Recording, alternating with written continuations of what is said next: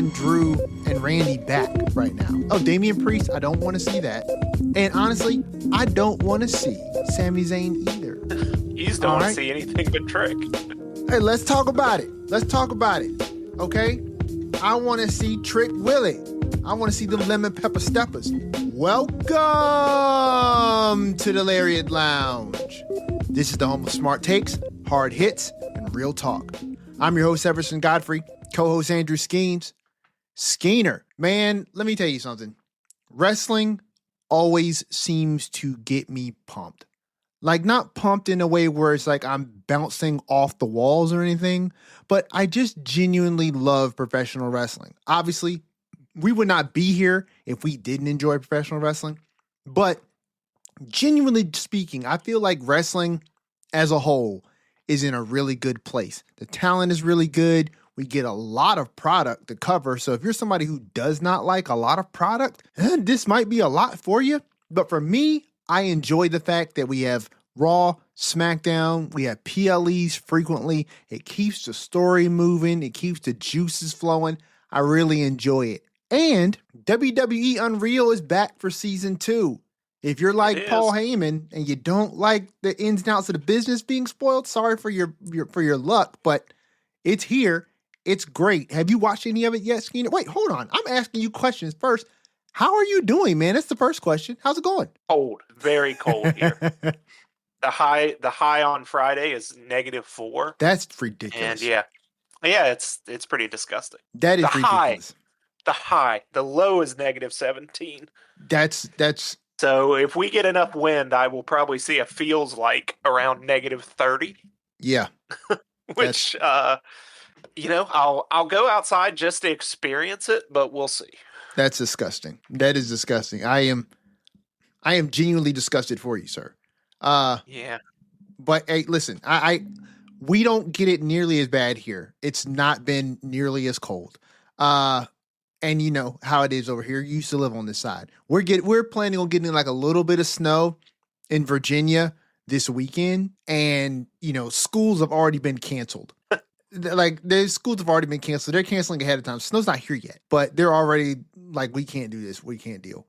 But even with advance notice, they can't handle it. Yeah, they can't handle it. We can treat the roads, but we're not even going to risk it. Like, I would imagine that the Milwaukee school crew is like, what snow?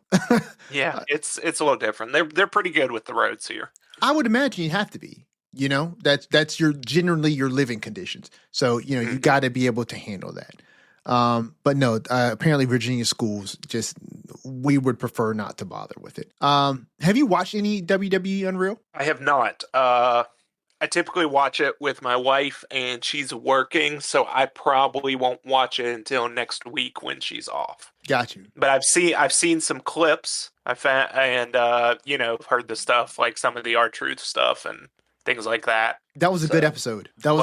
So I've watched 2 episodes of it. I watched the first 2 episodes, and I'm in the middle of the 3rd.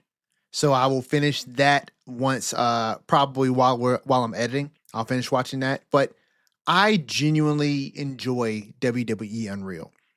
Definitely a couple things that I am absolutely 1000% sure of. And last year when season 1 was out, I was 100% sure. So, I knew then, but I really know now. This is somewhat of a reality show. And for sure. Of course, the idea that WWE is showing you anything that they don't want you to see is insane. Now, granted, if this wasn't a reality type show, I still don't think that WWE would be airing things that they did not want you to see. This is not an expose, but at the same time, definitely cameras are set up here. You know that this is the camera for WWE Unreal. And listen, let me not speak out of turn. I'm not Dave Meltzer, right? I don't know the ins and outs of this business. I don't pretend to. So before I jump off of a cliff here and say that, these scenes are set up and these people are saying specific things because they know they're trying to shoot this, I don't know that. But they make for really good episodes. They have all the content that they need.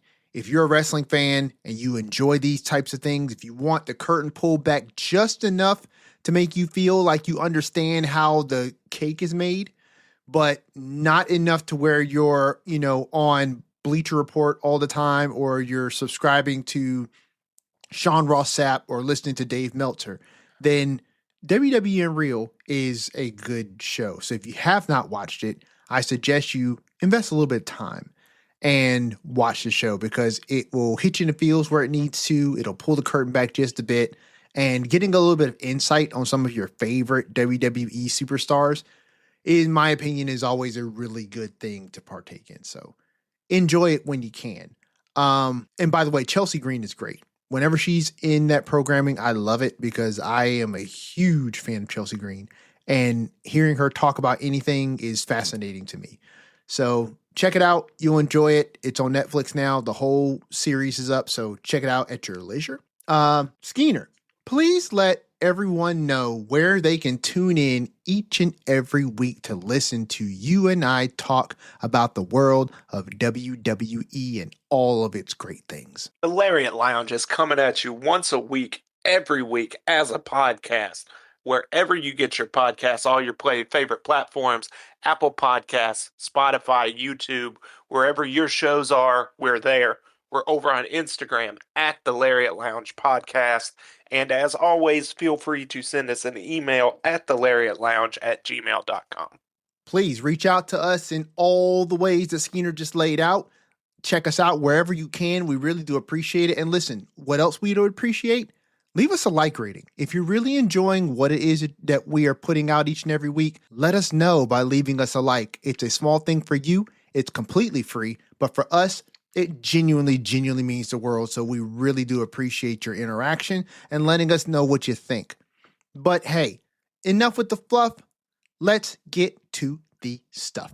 So, Skeener, the first thing I think we should touch on this week is something that you reached out to me about. And it's something that you reached out to me about last week. And it's regarding Dave Meltzer and comments that he has made. Let's talk about it. Let's talk about it. So I'm not sure, and I want to clarify this with you, because I looked this up online just a few minutes before we went live. And these comments that Dave Meltzer made about Trick Williams look to be a bit dated. What I pulled up here on Reddit, when I pulled this up, it looks like this was posted, these comments about Trick Williams by Dave Meltzer, about 2 years ago. So, well, I just saw it and sent it to you. I didn't do any background research. I just wanted to fire you up. Listen, it had me fired up when you told me. And I'm looking at this comment. It doesn't matter. It was wrong 2 years ago, too. Well, now here's the thing. And this is not me running interference for Dave Meltzer. No way am I shading him from any harpoons that anyone wants to throw it his way. I am stepping aside, and you can chuck him all day, because there's plenty of things to lambast him and spear him and skewer him for. I don't know if it was necessary for Dave Meltzer in any capacity, because he is not a professional wrestler. He does not do what these men and women do in the ring, to criticize people in such a way. Now, 2 years ago, apparently, Dave Meltzer made these comments about Trick Williams, and I'm quoting here. Trick isn't that good. That's the reality. He's got incredible charisma, but you put him in a main event match, ... Granted, he looked really good against Ilya, but Ilya is one of those people that gives you a false perception of the ability of the other person. He went on to then compare Ilya to the likes of Ric Flair or the Young Bucks, his favorite tag team. That's what I like.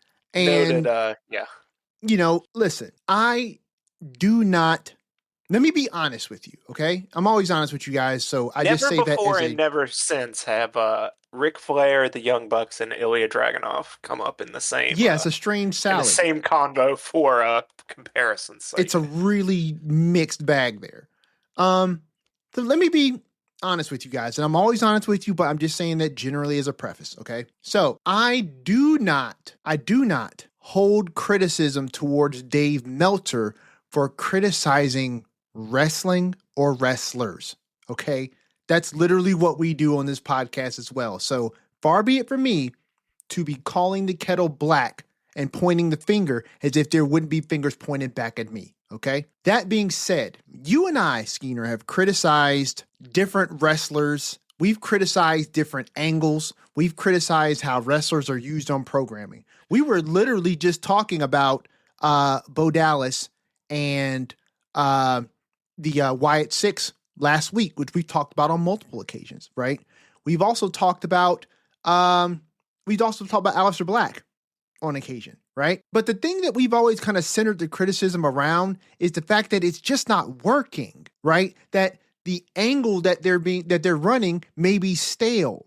The character that WWE and the wrestler in tandem are trying to portray are just not clicking. You know what I'm saying? It is coming from a place of watching wrestling, appreciating wrestling, and being honest with what is seemingly not resonating to us. In no way have we ever tried to speak for the WWE universe, nor have we ever tried to speak from a position of authority. What the hell am I talking about? Authority. We've never tried to speak from a position of authority, okay? We're just two dudes being dudes on a podcast talking about pro wrestling because we love pro wrestling. And certain things are just not going to resonate with us. So that's not me criticizing Dave, or I'm not about to criticize Dave for making critiques. But you, sir, are not a pro wrestler. You don't do what it is that they do. So to say, whether it was 2 years ago or 2 minutes ago, that someone who's wrestling in the ring is, quote, not that good or isn't that good. I mean, you can say, I don't feel like Trick Williams is that guy. I think that's a fair criticism. Now, I don't agree with it, but if you wanted to say that, that is your opinion, right? That's your opinion. But to say that someone isn't good, in my opinion, speaks to the act of professional wrestling, being a professional wrestler, being able to do what it is that they do in the ring, that they're not that good at their job. I guess I just don't understand where you get the grounds to make those types of claims. That's all I'm trying to genuinely understand. And then further, like, if it's his opinion that really rubs people the wrong way, I have good news. I don't really think anybody cares at all anymore about what Dave Meltzer has to say about anything. I think his opinion is generally irrelevant. I think that specifically, many pro wrestlers have just kind of roasted him and cast him off on a boat with no oars or sails, and just kind of let him float off into the sunset. No one really cares about the takes that he has. And when people do care, it's only to shoot him down. So, if you're listening to this podcast and you came across these comments like Skeens did, or you're somebody who has heard Dave Meltzer say something that is generally and genuinely absurd about a professional wrestler that you like, just understand. I think everyone is in that boat unless you like Dave Meltzer and the Young Bucks and Will Ospreay are the only wrestlers you like. Other than that, I feel like everyone would qualify there, right? Qualify as what? Someone who's heard Dave Meltzer say something absurd about a wrestler they like. For sure. I think if you're one of those people and you've heard one of these statements, look, just recognize that it's coming from A, an unreliable source, B, a discredited source, and C, a source that no one even cares to really remark on anymore. I there was a period where I think that it was relatively fun to dunk on Dave Meltzer, but at this point,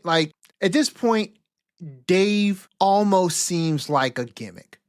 He seems like a gimmick of himself. Like, I wonder if you know what I'm saying? It is a bit. Yeah, like, I wonder if he does he really mean these things, or is he now the guy who makes the curmudgeon statements that rile people up? You know what I mean? Like, are you that guy? Are you a rage baiter in the Reddit space for pro wrestling?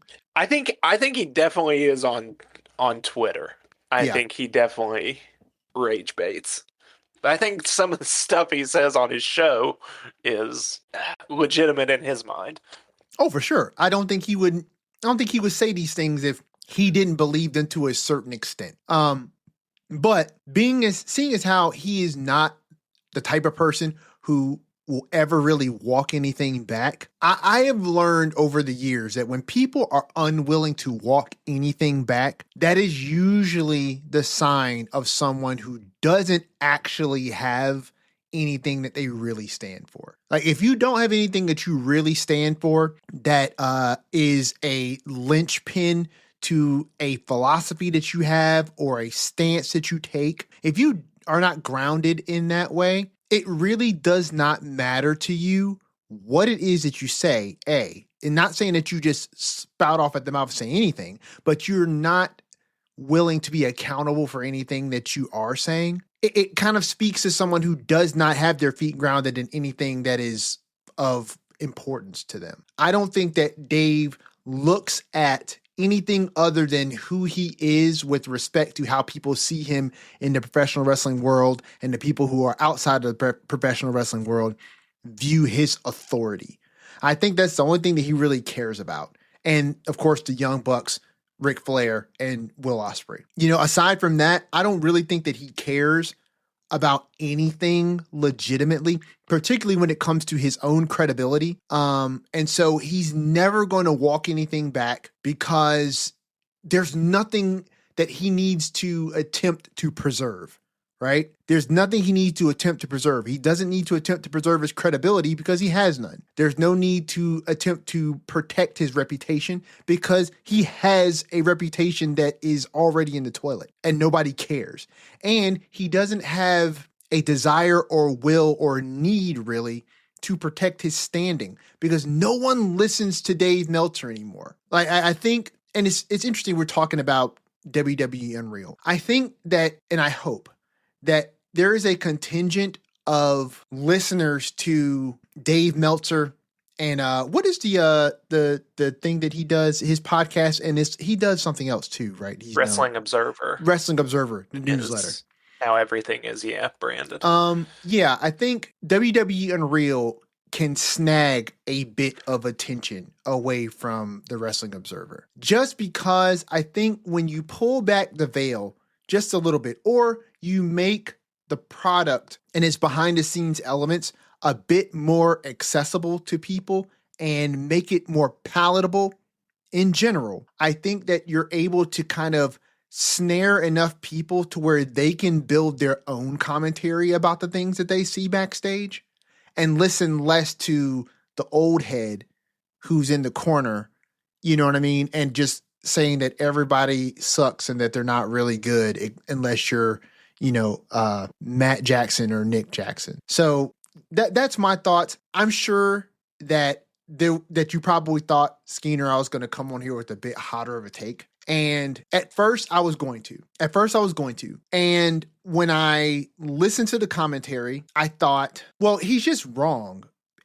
Because there's so much more to a good professional wrestler than simply the skills that they have in the ring. I genuinely think that's why, and this is just my take, this is genuinely why I think you're probably going to see someone like Trick Williams, someone like Obafemi go a little bit further in their star appeal, star power, and the way that they climb the ladder than someone like Ilya Dragunov. I have nothing but love for Ilya Dragunov, but where Ilya really shines in the ring as far as his abilities, I don't know if his United States title run has not been, in my opinion, as intriguing as Carmelo Hayes' title run has been already. And we talked about this last week, right? When you have when you have the ability to magnetize the audience in some way, when you have the ability to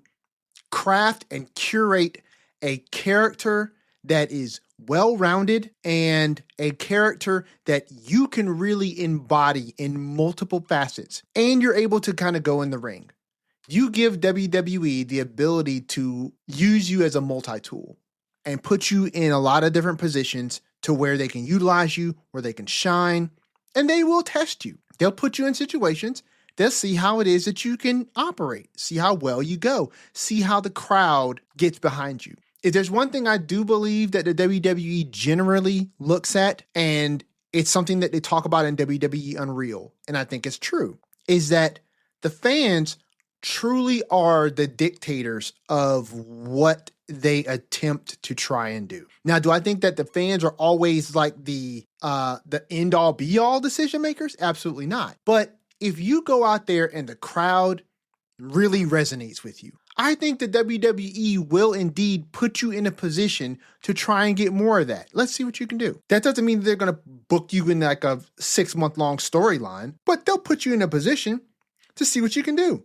And the crowd continues to respond. If the crowd gets behind you when you're down in the match, right, and you're fighting to get back up, if the crowd is cheering you on and they want to see you succeed, if you've got an entrance that is really magnetizing to the crowd, right, if you've got that it factor, they will pour into you and see what it is that you can accomplish. And yes, understood, sometimes your rise in popularity is not always going to coincide with the stories that they're trying to tell. Granted, right? Karrion Kross, perfect example. But they will put you in front of people to see what you can do. I think Ilya came up to the main roster. I think that there is a transition from NXT and how that homegrown NXT crowd, that same group of people that will see you 95% of the year, right, down in Florida, they get behind these up-and-coming superstars that the WWE is building, and you'll get a buzz. They build these homegrown stories, and they work. And then you have to make the transition to the main roster where you're in a different city every week, right? And the roster is larger. The talent pool is a bit more dense with regards to the people who are moving and shaking in the industry, right? No pun intended with regard to Roman Reigns, but like you're in the pool with the big dogs now. And so you're put in positions where they can get you on the show, and whether you've got 30 seconds or you're in a 30-minute match, you got to make it count for something. I think Ilya is great in the ring. I don't know if personally, Skeener, I've seen Ilya transition in the way that he was relating to the fans like he did in NXT. I think that they like Ilya. It's not quite there yet. Yeah, I think they like Ilya fine, but I just don't think that he is there yet. He could be, but for me, the promos that I've seen, the segments that I've seen with him, it just has not been really landing. And I'll give you a perfect example. Then I'm going to turn the floor over to you. When Ilya was talking backstage, I believe, was he talking to CM Punk? No, it was Cody. I think it was before Cody lost the title to Drew. Ilya was one of the many people who were stating to Cody backstage that like, hey, I just want to let you know I'm coming for the title. You know what I'm saying? That type of deal. The way he was delivering that line and the way that Cody, was it Cody or was it Drew? Do you remember what I'm talking about? Nope, not at all. So Ilya was one of the people backstage, and it might have been. I think that leads to the point. It might have been. This in the slightest. It's a very fair statement, but he was saying something, and he was like, "Because I'm gonna fight, and and it's like, yes, I hear you, Ilya. You're gonna do the Ilya Dragunov thing. You're gonna go out there and wrestle good. We get it. Yes, and you're gonna fight with the fighting spirit of a mad dragon, and okay, cool. But you're going to have to show a little bit more than that, because I feel like it's going to work to a certain extent. But if the fans aren't getting behind it, if you're not getting a pop, the last few matches I've seen with him, when he comes out there and he gets on the top rope and he does this little conducting of the music thing that used to really get the NXT crowd going, like the main roster crowds are not responding to that. You know, they're not responding to it. And granted, they've been in Europe for the last couple weeks, and the Europe crowd can be odd sometimes. They're not really resonating with it. Toward the end of his United States, they don't even have a song for him. No, they don't. They don't. And they sing songs for everybody they like. Mm-hmm. You know what I mean? And so they I don't know. It just doesn't seem like it works. Now you put Carmelo out there, when he came out there for the United States Open Challenge, the crowd was responding to Melo. I think that is a much bigger barometer of how well you're going to get over, how well you're going to be received, right? And how the company perceives you as an asset for not only their product that they put on the television shows, on t-shirts, but also as a performer in the ring, than simply the fact that you can go, that you're just a great mat tactician. And you know what I'm saying? Like, Mhm. I think it's way more than that. And Dave is kind of wrapped in this very small area of understanding about what makes a good professional wrestler. And the world knows that. That's why people don't really care what Dave Meltzer has to say about anything unless you're a Will Ospreay mark or you're an AEW fan only. You know, people don't really care. But Skeener, your thoughts on this 2-year-old statement that is still just as kind of dumb then as it would have been if he said it yesterday? The hell with Dave Meltzer. That's my thoughts. Fair. Very fair. Yeah, it's ridiculous, man. But hey, listen, speaking of, you know what? Let's, divert our attention away from Dave Meltzer and his commentary about Trick Williams 2 years ago. And let's look at where Trick Williams is now, okay? Trick Williams has punched his ticket into this fatal 4-way match. Yes, he has. That's going to be happening. It's, what, is it this Saturday? Yes. This Saturday, Saturday night's main event. Mhm. He's punched his ticket to be in this fatal 4-way match to determine the number one contender for Drew's championship, right? Yes. Okay, so first of all, big up to Trick Williams. He came out here in front of this crowd and he got himself over. He got himself over. The crowd resonated with Trick. And he's going up against Sami Zayn. This is a generally loved fan favorite everywhere he goes, right? Not only did Trick do the business and beat Sami Zayn, but if I'm not mistaken, Trick Williams beat Matt Cardona. Yes. He beat Matt Cardona. He attacked Sammy after Sammy beat Ilya. But yes, Sammy beat Ilya Dragunov. And then Trick Williams comes out here and he lays it on thick on the Sami Zayn, closing out the show, right? Mm-hmm. Okay. Now, to point back to Mr. Meltzer's comments, right? Who's closing out the show? Trick Williams. Who is advanced into the fatal 4-way match to determine the number one contender to challenge Drew McIntyre?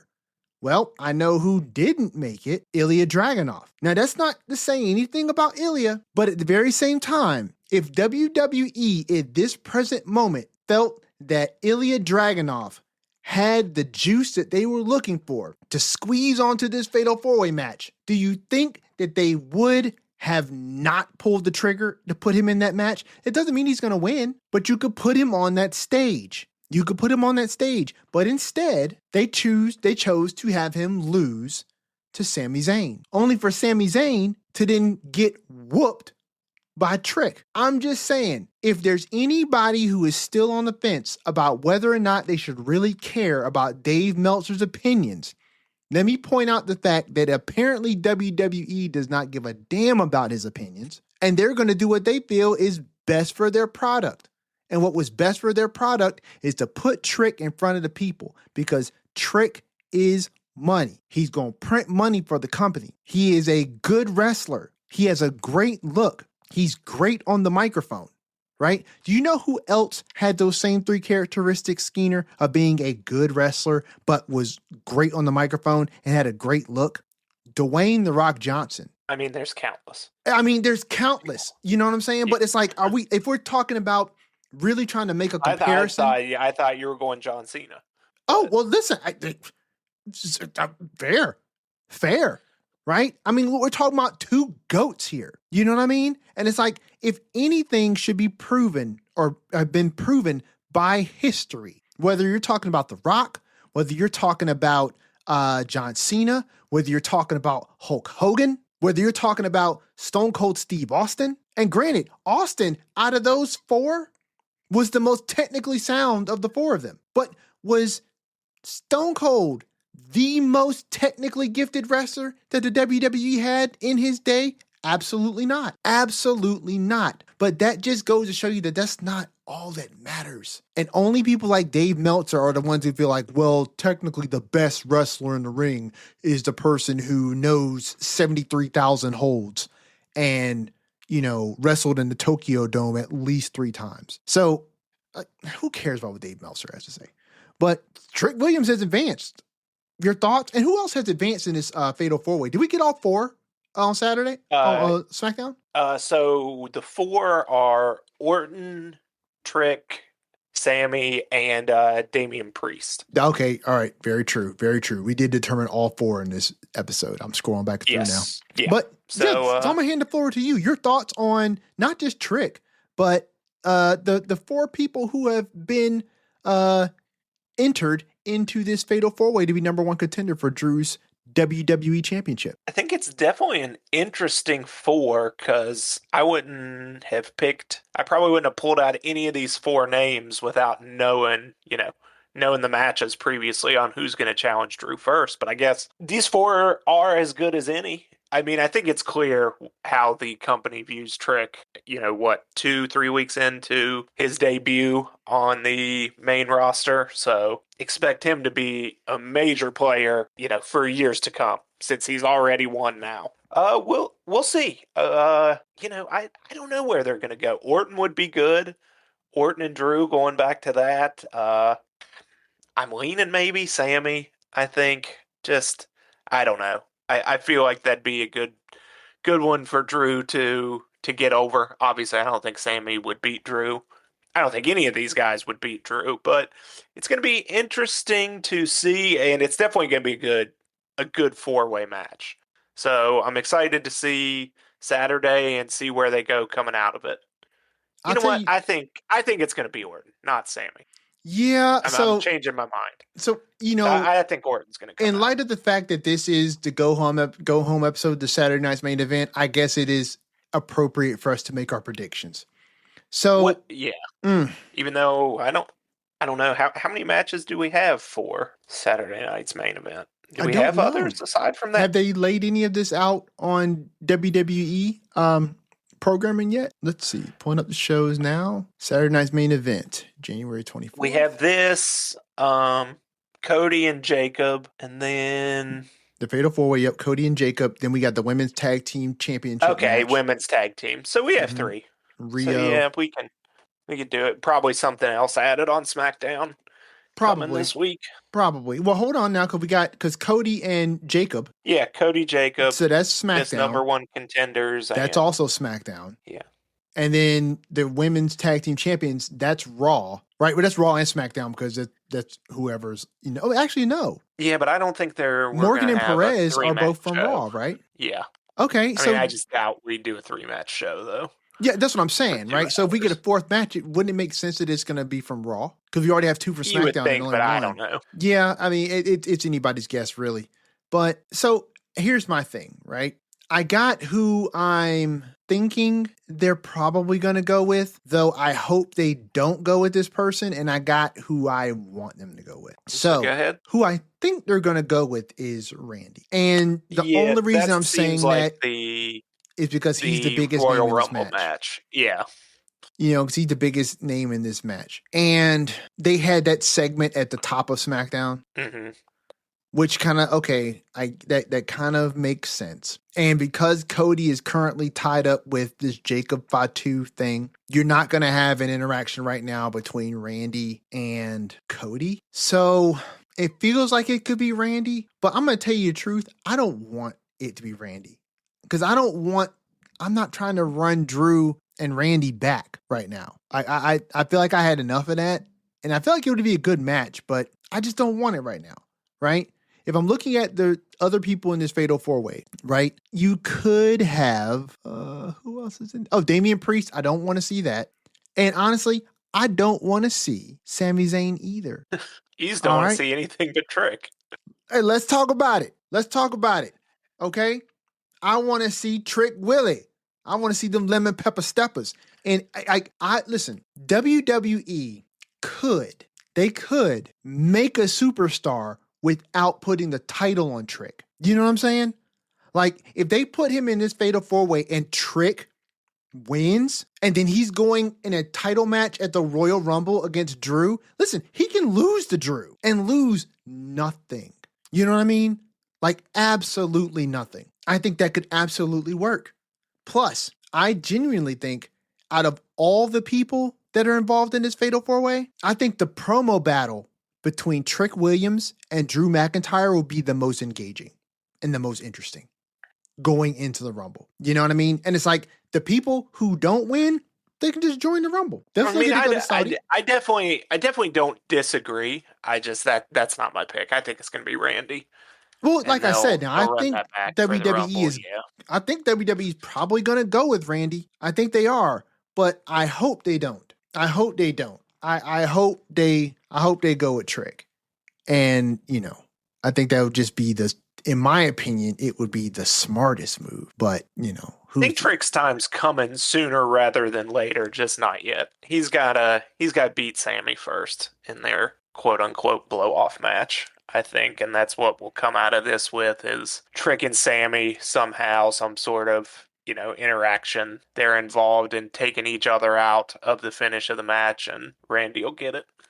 Yeah, I guess I could. Yeah. Because we've done another Trick and Sammy interaction, so you'd think they wouldn't have done that to close the show if they're not coming back to that somehow. Yeah, and I guess Sami Zayn would be a really good first real feud for Trick. I guess I think the world of Trick. And so I just want Trick to be, I don't want him to be hot-shotted. Like, that's not what I'm calling for. I'm not calling for him to win the match against Drew, right?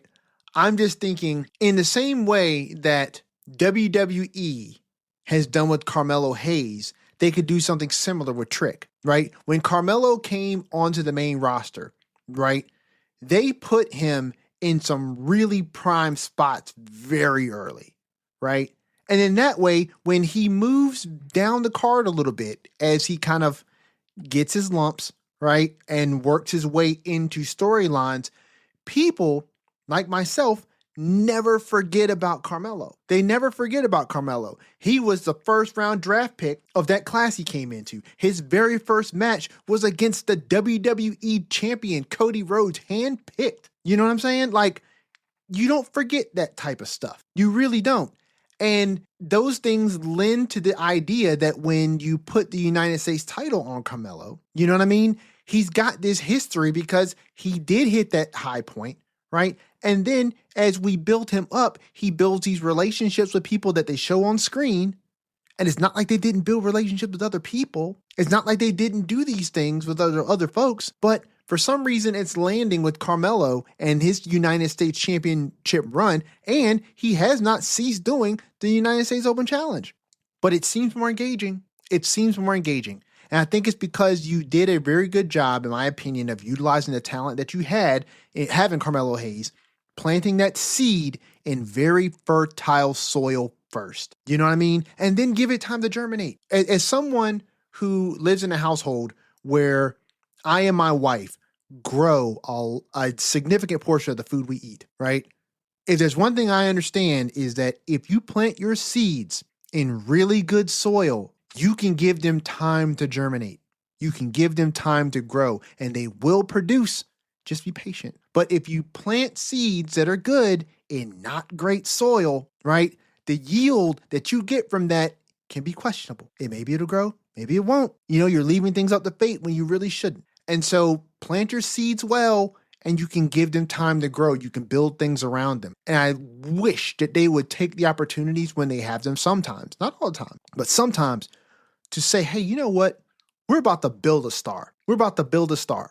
So that's I would love to see that, but are they going to do that? The likelihood is no. They're probably going to give us Randy and Drew. But anyway, we got Charlotte Flair and Alexa Bliss defeating Julia and Kiana James. Now, here, in my opinion, is an example opposite of what I want to happen with Trick, and what we're watching happen with someone like Carmelo. Why do you have your United States champion in a tag match losing to Charlotte Flair and Alexa Bliss? Now, I'm not saying that because they're losing to people that they should not lose to. But what I'm saying is, why do we have our United States champion in a tag team match at all? I've never quite understood it. It doesn't make a lot of sense. And I still genuinely don't understand why WWE went and put the U.S. title back on Julia to begin with. But, it's anybody's guess. I think Julia is a great wrestler in the ring, but like we talked about with some other people, she just has not really landed. And at least for me, I can't speak for others, but for me, she has not really landed. And, maybe WWE sees something in her appeal wise that I'm just not catching. But, to have her lose and lose in this way, it doesn't really forward any type of stories unless Alexa and Charlotte are able to challenge at some point for some they singles seemed gold. more like they just had to have Alexa and Charlotte wrestle someone.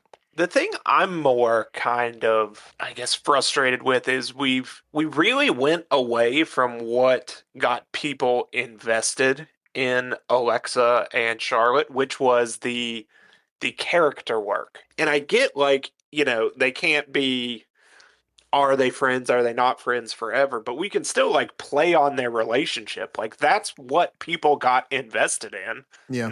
Not them wrestling and winning all the matches. And it's not that people don't want to see them wrestle and that they're not good wrestlers, but what people wanted to see was the character interactions. And that's what got people invested. That's what got me invested.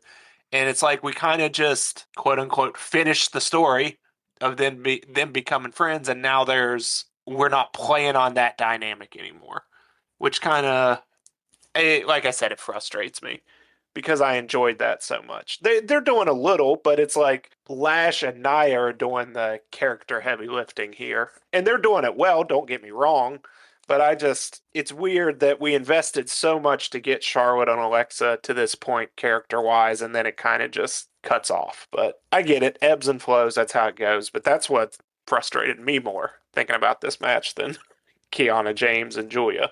Well, they gave us a little bit of that last week, also, in terms of, Alexa and Charlotte backstage. Alexa was wasn't Charlotte a little bit. Which week was it? Because when we record far away from SmackDown, like we always do, I always kind of sometimes the weeks meld into each other. When was Charlotte not there, and when did she come back? And Alexa was so obviously it wasn't last week. Obviously it wasn't last week, because last week they wrestled a tag match, right? Okay. So it had to at least be the week before. Okay. So that was 2 weeks ago. Yeah, so we get a little, but it's in response to Nia is planting the seeds with both of them, where she's this is how Lexi gets. And she's I've heard that from Charlotte before. Which again is great because I love Nia. And you're beginning to love Nia as I so greatly predicted. But yeah, I don't know. This was on the show. That's about it for me.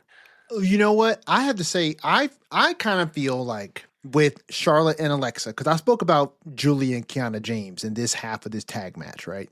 But I feel like with Charlotte and Alexa, we're in an interesting space with regards to where they're taking this story next. Because I feel like the story has kind of expanded, so to speak, with regards to tag teams in general, as far as the women are concerned. And it's not every tag team, but you're seeing a through line that's happening with some of these tag teams. And it's all kind of hitting the similar beats, right? Which is, are you sure that you can trust the person standing next to you? Are you sure that the person you're standing next to is the person that you should be standing next to? We get that with Charlotte and Alexa. Obviously, that's coming from Nia Jax, right? And Lash Legend. But then we're also getting that going the other way with Alexa talking to Lash about how you shouldn't trust Nia, right? We also got this on Raw as well with the Kabuki Warriors. And not necessarily anybody was planting this seed onto them, but with regard to them doing this amongst themselves, right? They were framing Asuka as much, much more of a manipulator in this situation with her and Kyrie than they've ever led on with before, right? Before, Asuka was very much the domineering presence of this quote unquote family dynamic, right? But this segment that they had on Raw really kind of leaned into this idea that Asuka knows how much power she holds over Kyrie and wields it at her leisure. And Kyrie will bend You know what I'm saying? Because she does not want to disappoint Asuka. So much so that she has agreed to help Asuka win the Royal Rumble match. Now, does that mean that Kairi's not going to be in it and that she's going to come out there and just help her? Or is Kairi going to be in that familiar role where she's in the match and her focus is not winning for herself, but helping Asuka to win? I think it will be the latter. Probably, right? I think that before we get to the Royal Rumble, we're going to get a scene where we have Kairi interacting with Io. And Io is going to be trying to let Kairi know that Asuka is using you.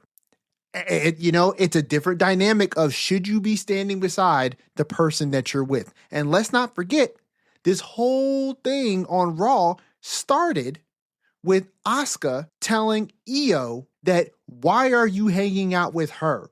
We're your family. You should not be trusting people that are not your family. There's this running theme amongst these tag teams of who can you trust? Why are you standing next to the person that you're standing with? And I think that there's going to come a point where some of these teams are going to begin to implode. And, who's going to go first? Who's going to go last? No idea. But I think for Alexa and Charlotte's part, I think they're playing their roles fine right now. Because I think that we're establishing... I'm not saying it's bad. I'm just saying I miss what I loved. I get it, but we can't stay there. Like, we couldn't stay in that space because what we were building, we've built, right? I guess. Now you have to build something on top of that. Now, if what they're building on top of that maybe is not as engaging as what it is they were building, that's fair, right?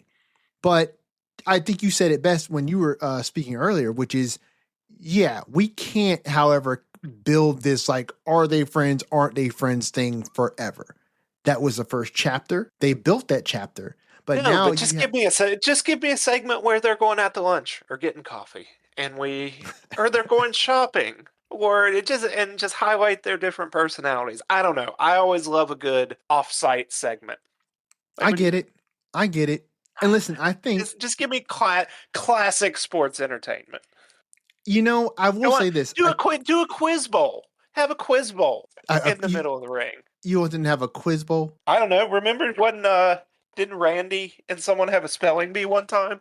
That was incredible. Incredible TV. I don't doubt it. There are not enough spelling bees and trivia challenges in wrestling for my liking. Listen, with 3 hours on the show, Skeena, we just don't have time for that. Okay? Yeah, you're right. We just don't have time for that. Time is limited, and we're trying to squeeze all these matches into the card. And look, to be fair, I think at some point we will get back to those things, particularly when Charlotte turns on Alexa or Alexa turns on Charlotte, and we split this team up. I think that we're going to get a nice feud between the two of them coming out of it. And that's when you can really build in these story beats again. But like right now, I feel like they got to focus on the wrestling. And we get a little bit of those beats, in between now because the team is as solid as I think it's going to be, And you have to build up. If you're going to continue to progress these two, right, and their story to progress, I think it absolutely as a tag team, not as individuals coming together, but now as a unit, the rest of the tag teams also have to be built up as well. Matter of fact, I think that we should be spending a little more one-on-one time with some of these other tag teams. I think we've invested in Alexa and Charlotte, but they're not the only two women in this tag division. And they're also not going to be the only two women that are going to have a falling out at some point, right? I think we're doing a somewhat decent job with Nia and Lash, because we're just getting a lot of them just being two badass bullies, right? And bullying everybody around and walking around backstage like they're just hanging out and running the place, right? I think that works for them. I think that we're doing a good job for the most part with Asuka and Kairi. And we definitely get Rio all the time in ring doing some segment to, get the people going. But I think we just have to give this some time to kind of build. The only people that don't seem to really belong here are this makeshift tag team that we just put together of Kiana James and Julia. But again, that leads back to my original point, which is, why do we have our women's United States champion tag teaming in a match at all? But, I guess every now and then Kiana's got to wrestle. One more pitch for you. Sure. For Saturday night's main event, we have a tag team Zoolander-style fashion walk-off between Charlexa and Nia and Lash. You know that sounds fun and entertaining. I And have that to is be honest with character you. heaven right there. I have to be completely honest with you, Skeena. I think that is a god-awful idea. That's an incredible idea. I think that Vince McMahon would think that's an incredible idea. I think that And that's my point. early 2000s Vince would be like, that's incredible. We should do that on Saturday. Thank you. That's like the highest compliment you can give me. I don't think so. I don't know if I agree. I'm not sure how you meant. I don't care how you meant it. I'm telling you how I heard it. Hey, listen. You take it however you like, sir. You take it however you like. They don't really talk about Vince or say his name anymore. But it is what it is. You know, it was funny. I was watching Stephanie McMahon's podcast when she had Bailey on, and they were talking, and that's when I like really noticed it. That even when they're referencing Vince, they don't reference him by name. They treat Vince now and his name the way that they try to not speak the name of wrestlers who work for an opposing company. And I just found that insanely interesting that his own daughter is telling stories about her childhood. Yeah, and will mention her mother. A weird spot for her, you know, but like she'll bring her dad up in passing, but never like stories about her and her dad. And he was the person who she was with in the industry the most. But you did it to yourself, man. I believe it was Logan Paul said his name pretty clearly on his podcast, I believe. Yeah. And I think Logan would probably get a pass because he's new here. But hey, apparently he's wrestling full time now. You know, who convinced him? According to what they said on Raw, I feel like they said Paul Heyman convinced him to wrestle full time. But I don't know. I love to see it. I think Logan is an asset to the company, and so aside from his crypto zoo scandal, which I think he should probably pay some people for scamming him. It ain't the worst thing. It ain't the worst thing we've seen, but not in professional wrestling. No. Certainly not in professional wrestling. So I'm going to tell you something that really that I genuinely don't understand, dude.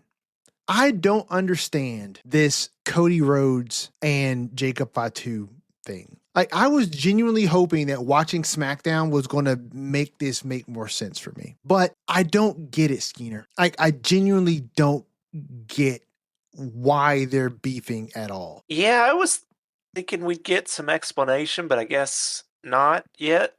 Maybe we don't, but I'm still grading it as incomplete right now. It makes me we just got Cody's side of it. We haven't gotten Jacob's side of it, and maybe we get that Friday. We'll see. I mean, look, they are on the card at Saturday night's main event to be wrestling each other. So I'm assuming we're gonna get the blow off for this on Saturday because Cody's already declared, he's entering, the Royal Rumble, which, by the way, wait for WWE to just up in what you said a week after you said. Yeah, I know. They were listening. I mean, you laid it out like, hey, I'm happy that they're not doing that whole, I'm declaring for the Rumble. And then like 2 days later, they're like, guess what we're doing? Go out there and declare, Cody. And then everybody starts declaring. It couldn't last forever, brother. Did everyone start declaring? So Cody declared that he was in the Rumble. Yeah. Let's see. Let's see, because there were some more people who did. I'm just going down the list of the card right now. Somebody else declared that they were entering the Rumble. I don't remember. They did. I just can't remember who it was that did. But there's a couple people I think who have declared. I think Damian Priest. Oh. I think he declared that he was going to be in the Rumble. I can't remember. I feel like somebody else did too. Oh, Ilya did. Well, okay. Ilya declared that he was going to be in the Rumble. So, I mean, look, it's starting, and it's only in 2 weeks. So expect in the next 1, 2, 3 episodes of professional wrestling, right, that we're going to get a ton of people, both men and women, declaring that they are entering into the Rumble. So, I mean, a week from Saturday, we're at the Rumble. We're back across the world in Saudi. Yeah. Oh, that's going to be an early start, too. I just thought about that. Yeah, it's going to be start of Riyadh season. I'll tell you, so I don't really get this feud. I'm not exactly sure where they go with this. If the blow off is on Saturday, right? Then what did we do any of this for? It almost makes me feel like, Skeener, that Cody is not going to win the Rumble. It almost makes me feel like Cody's not going to win the Rumble because the Royal Rumble is literally in under 2 weeks, right? I mean, I don't think he's going to Stone Cold it and win. But this would be more than Stone Cold, or more frequent than Stone Cold. Yeah, I mean, Stone Cold never won back to back. 4 years, right? Yeah. Well, wait. Now Cody won the men's Rumble last year, right? No, Cody was the champion. Oh, he was the champion. Okay, so he won the Rumble the 2 years prior. 23 and 24. Yeah. Okay, so yeah, it makes me feel like he's not going to win this because we are less than 2 weeks away from the Royal Rumble. He's got this match with Jacob on Saturday. Unless you pull this stunt where and listen, I do not like using the term buried, but it's the only term that I feel is appropriate if this is what they do. And not that this would bury him, but it's the act of... Starting to make sense why you were defending Dave Meltzer. Absolutely not. But why would you, if this is what they do, why would you book this ridiculous run-in angle in this 3 stages of hell match? And by run-in, I don't necessarily mean that it was ridiculous to book Jacob to run in. I think it was ridiculous to book Cody the way he did. I've said it before and I'll say it again. Bro, there's no DQ in this. Like, you didn't lose anything by letting Jacob whoop up on Drew. Why you felt the need to grab him and spin him around, you know what I'm saying, is beyond me, right? And then Jacob went and whooped up on you. Drew wins the title. And now you all are pissed with each other. And I'm just have to sit here and think to myself, you know, you should be mad at yourself. You should take a long, hard look in the mirror and be pissed with yourself because you made the stupid decision to take your eye off the ball. You did that. Yeah, but he's babyface. And Jacob is what? Because Jacob is like, listen, he's Jacob mad at everyone. Jacob's not in the wrong here. Samoan werewolf. Look, Jacob's not in the wrong here. Jacob came in to get his get back on the person who stomped his teeth in, right? Which we haven't followed up on that yet either. But, you know, he came to get his he chased Drew out at the beginning of SmackDown. He did, but Drew was also proclaiming his innocence. Well, Drew was also proclaiming his innocence. And this is not the first time that WWE has pulled this stunt and it was not the person who was getting chased out the ring. Because they did the same thing when Jade came back and she was going at Liv. Didn't Drew admit it, though? Say what backstage? Now? Didn't Drew admit it backstage? I don't know, did he? Recently? I don't know. Maybe I'm creating that false memory. All I know is when he was coming to the ring last week, Drew was in the ring and he was clearly saying, I didn't do it. And so maybe we got a whodunit. I don't know. But what I do know is that Jacob putting his hands on Cody made sense in that situation. And if Cody's coming at him after the fact, sure, Jacob responding seems perfectly normal. I don't have no beef with you, Cody, but you coming in here putting your hands on me while I'm getting busy, you gonna get these hands too. And if you want to keep fighting, we can go.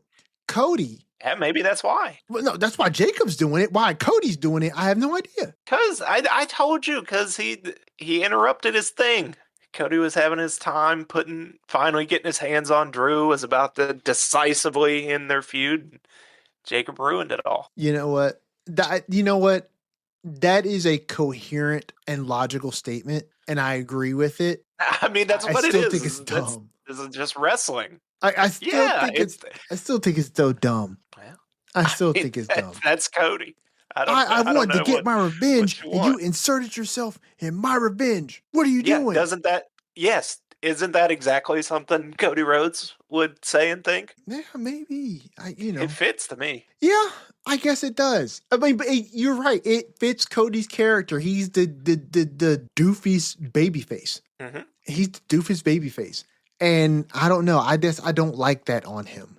But, whatever. Look, if that's the scent of cologne you choose to wear, sir, then you can spritz that doofus all day. I don't like it. It smells kind of weird to me. But yeah, you do you. You do you. But, we had our qualifying matches for that fatal 4-way.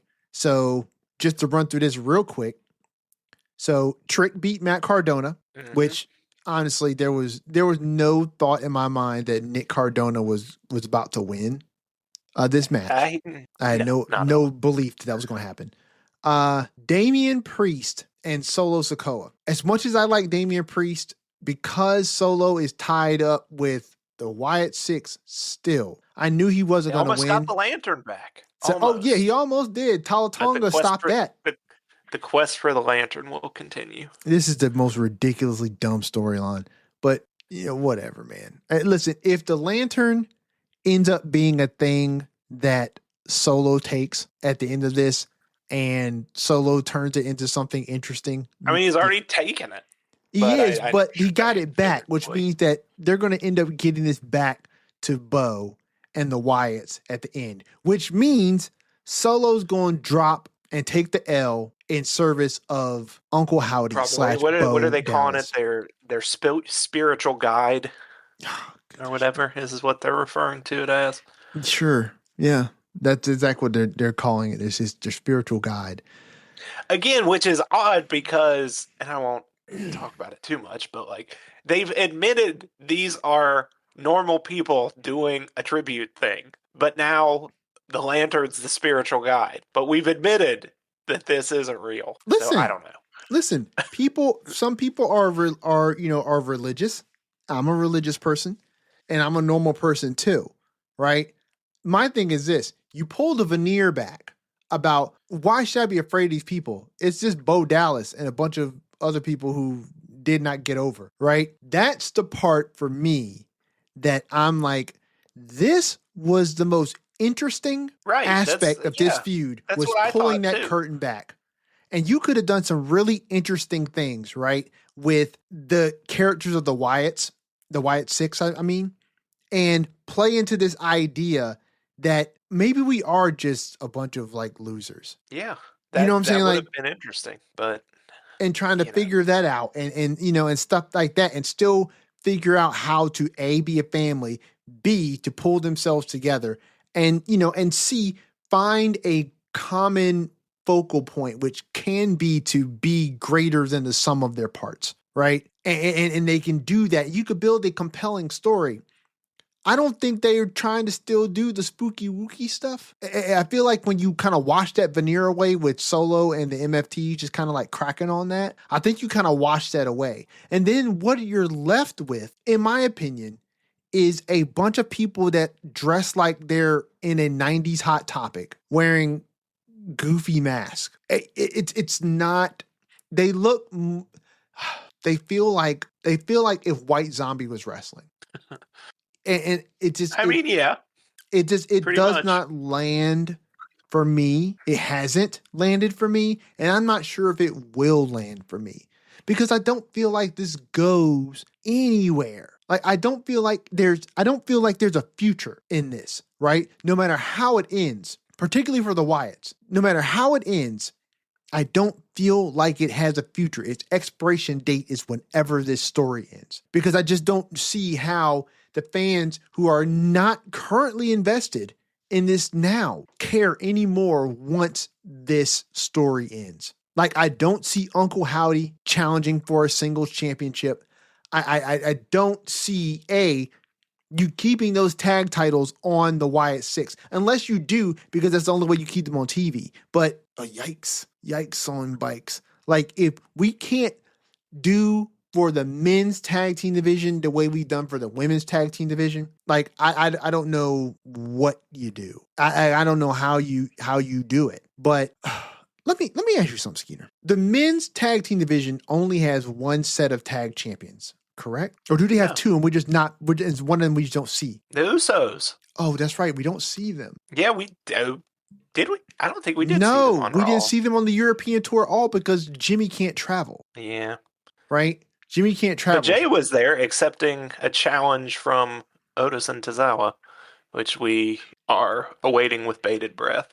Listen, man, I really, really, really, really, really wish that WWE would just do away with these dual sets of championships for the men. Like, it is we don't just need such it with the tag titles, that's for sure. It's such an albatross around the neck of the entire men's tag team division, because you just spread the roster that you have so thin, because you have very few dedicated tag teams. And so you have to do makeshift tag teams, which then pulls people away from their single spots, right? And that, as big as the roster is still limited. Like, it's still limited. Like, I wish they would just do away with one set of those championships and just follow the women's rubric. Let those tag champs move between shows. And you know what I'm saying? And then you can open up the types of matches with the combinations that you just don't have access to right now because you take up too much floor space on each show. It almost, dude, makes me wish that the tag team division was not a thing. Like, in its current state, I would rather the tag team championships not even be on the card or not on the shows at all. Well, they really aren't. No, they're not. Other than sometimes the team on SmackDown that has them carries them out. Yes.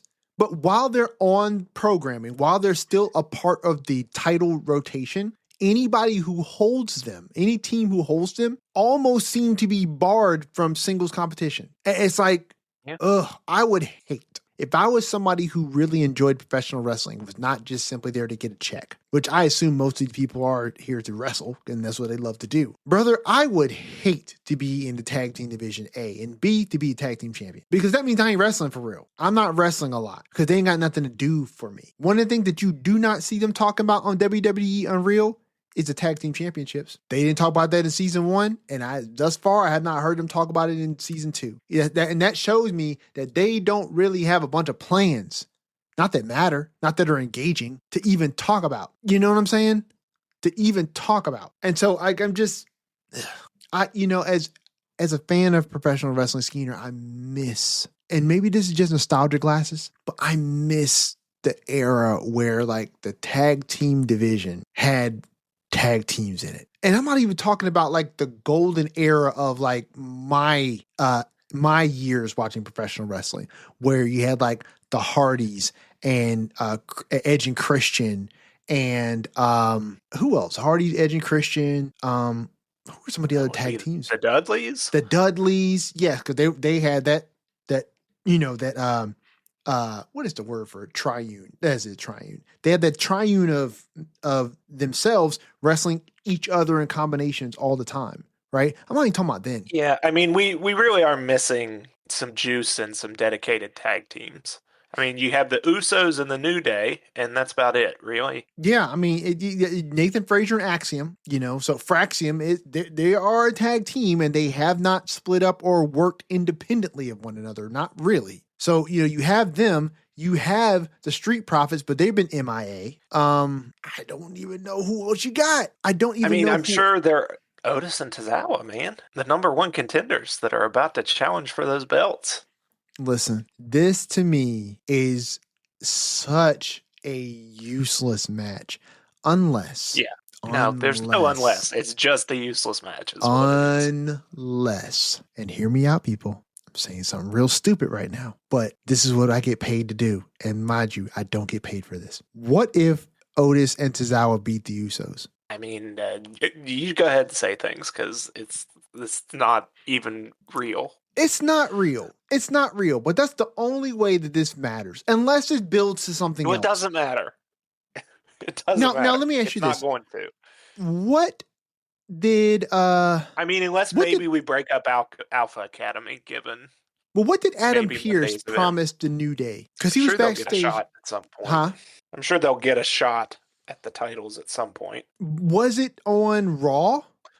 Because I thought they were segment gonna... with Grayson Waller. Yeah. And because I thought they were gonna, they thought they thought they were gonna be able to wrestle a handicap match against Just Jay this past Monday, and I think he said something about next week or something. Yeah. So that would mean that they get a title shot against the Usos on Monday Night Raw, but because we're getting the Usos versus Otis and Tozawa, is that a Saturday Night's Main Event? What? No. So where is that? Is that on Raw?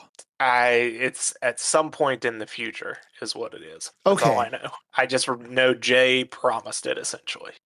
Okay. I wonder if the Usos drop the titles to the New Day on Raw. Now that I could see. Like, I wonder if they drop the titles to the New Day on Raw, and this is what we utilize to further the story of Jay's spiral, right? Hope.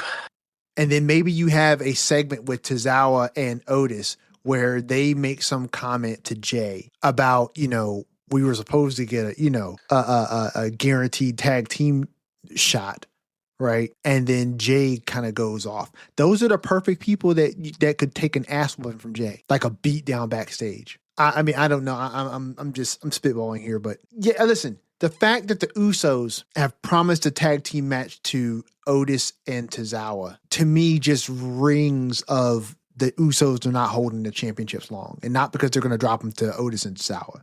But this seems like a really stupid thing to do, in my opinion.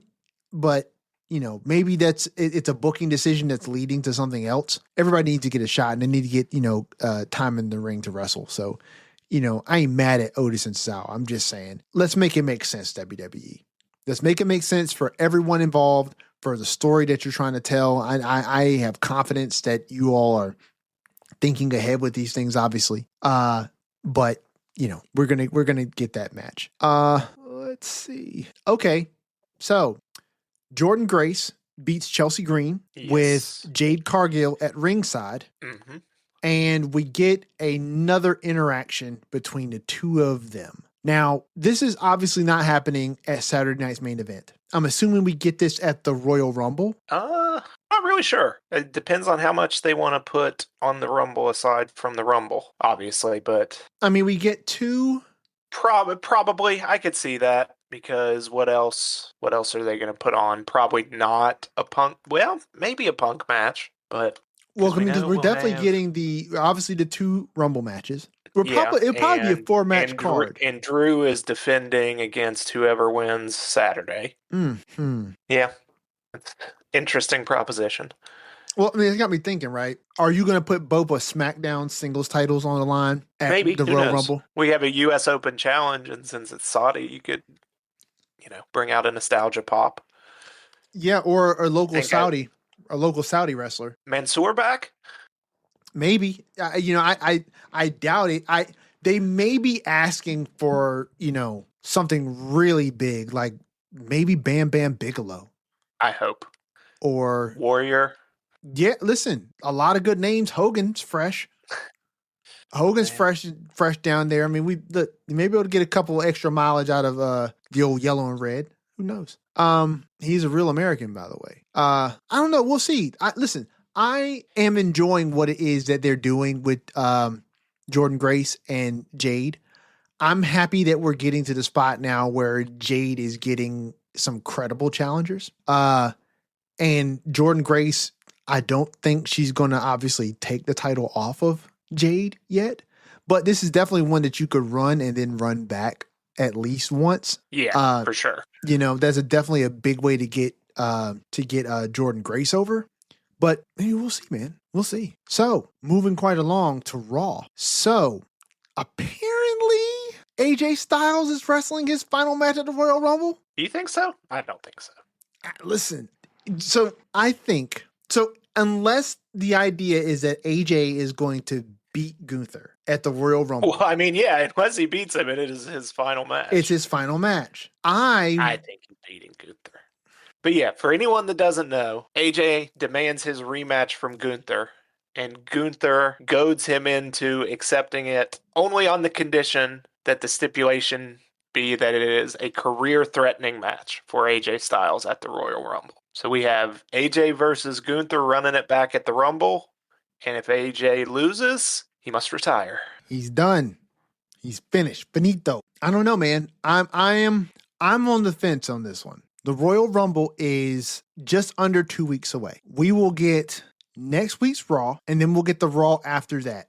So we got 2 weeks to build to this match. But we've been building this angle with AJ Styles and Gunther since Cena's retirement. I am not so sure, Skeena. Just based on how AJ has been talking lately. I mean, we know he's done sooner rather than later this year, but I don't know. I mean, it would be an interesting surprise, and I'm sure the match is going to be great, and there are going to be moments where I think it's over. I just don't think it is going to be over. Right now, Yeah. that's how I'm feeling.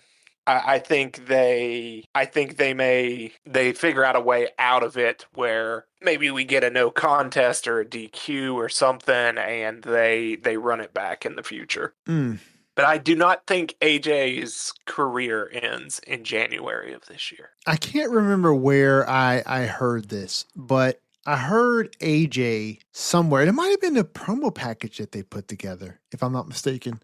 But I heard AJ talking about all the time that he has put into this business and the places that he's been and the things he's done, and that he laments missing so much time with his family and, missing his aspects of, his children growing up. And I just kind of feel like, AJ Styles has portrayed himself in these last few months as somebody who stands on business. And when he was talking to Adam Pearce after Gunther laid out these stipulations, for the fact that Adam Pearce made it very, very clear that if you lose, man, like, I can't roll this back. Part of me feels like AJ Styles loses to Gunther. He loses to Gunther at the Royal Rumble, and you have the goodbye episode to AJ Styles the following Monday. And they run a big video package for him, and AJ Styles comes out and he talks to the crowd. He's doing his farewell thing, and then Gunther's music hits. And Gunther comes out and proceeds to gloat all in AJ's face. And I don't know if AJ takes the bait or not, but I feel like you get another physical interaction between the two of them. And I don't know, maybe, I don't know.